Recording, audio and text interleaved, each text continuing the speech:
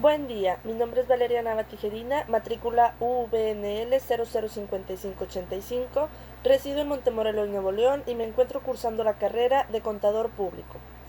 En el desarrollo de este video analizaremos las acciones, los dividendos, las limitaciones y revelaciones en los estados financieros consolidados y el procedimiento para la consolidación de los estados financieros.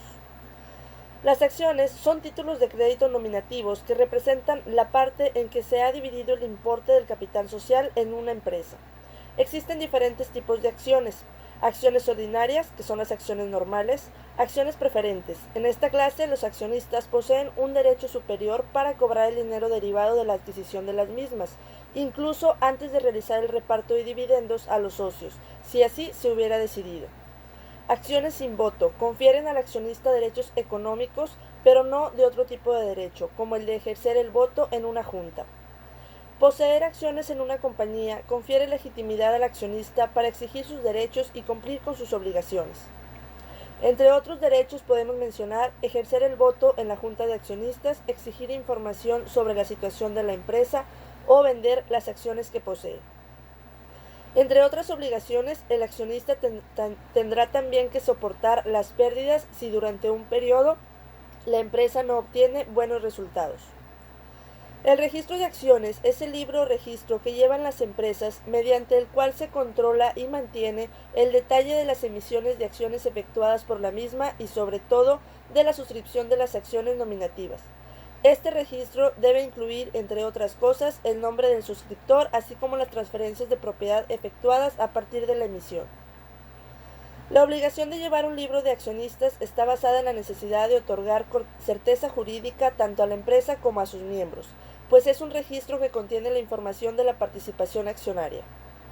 El registro es de vital importancia, pues el numeral 129 de la Ley General de Sociedades Mercantiles señala que la sociedad estimará como dueño de las acciones a quien aparezca inscrito como tal en el registro en comento, razón por la cual toda transmisión que acontezca deberá ser anotada en el mismo. Los dividendos son la parte de beneficio de una empresa que se reparte entre los accionistas de la misma. Constituye la principal vía de remuneración de los accionistas. Existen diferentes clases de dividendos. Dividendo a cuenta, que se paga al accionista en su cuenta de efectivo como anticipo del beneficio obtenido. Dividendo complementario. Este es el dividendo que se añade al entregado a cuenta. Dividendo extraordinario. Son los dividendos que se reparten cuando ha habido beneficios extraordinarios. Dividendo en acciones. El dividendo se reparte en acciones en vez de en dinero. Dividendo fijo. Es un dividendo que la sociedad fija independientemente del beneficio obtenido.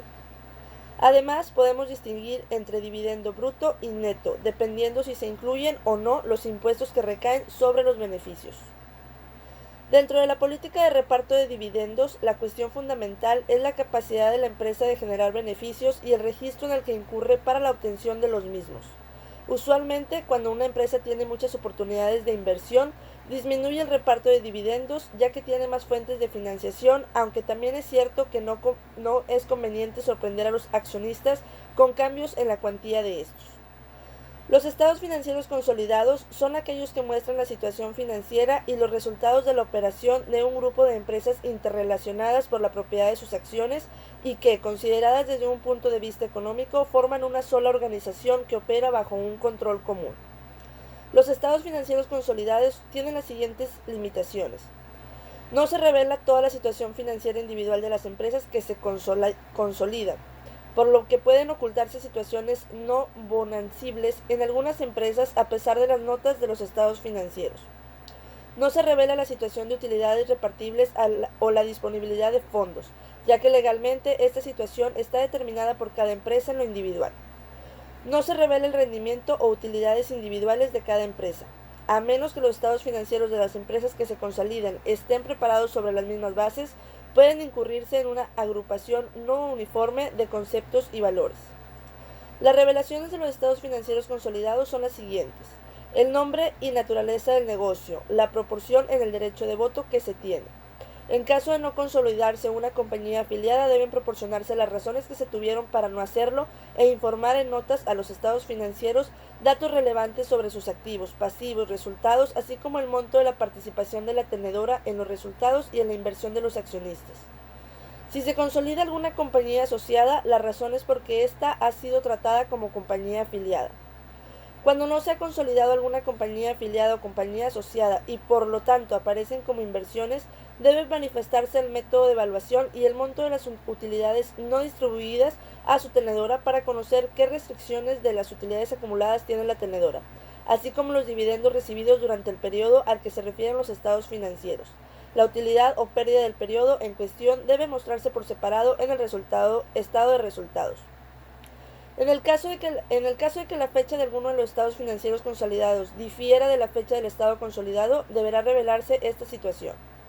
En el caso de adquisición o venta de subsidiarias para efectos de comparación, se deberá revelar este hecho y el efecto que tuvo en la situación financiera consolidada y en los resultados.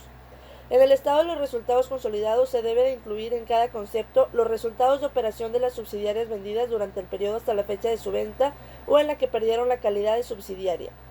La utilidad o pérdida obtenida en la venta de subsidiarias forma parte de los resultados consolidados. En el estado de cambios en la situación financiera debe mostrarse en un solo renglón el efecto de la compra o de la venta de una subsidiaria o asociada. Las políticas o reglas adoptadas en la consolidación deben hacerse saber describiendo las bases que se usaron en la consolidación. Se debe informar de los impuestos no registrados que se generarían por las utilidades no distribuidas de las afiliadas en caso de decretarse un dividendo, así como, en su caso, la intención de la tenedora sobre la reinversión a lo largo de estas utilidades. Es conveniente presentar los activos e ingresos de cada compañía que ha invertido en la consolidación después de haberse efectuado las eliminaciones y ajustes correspondientes.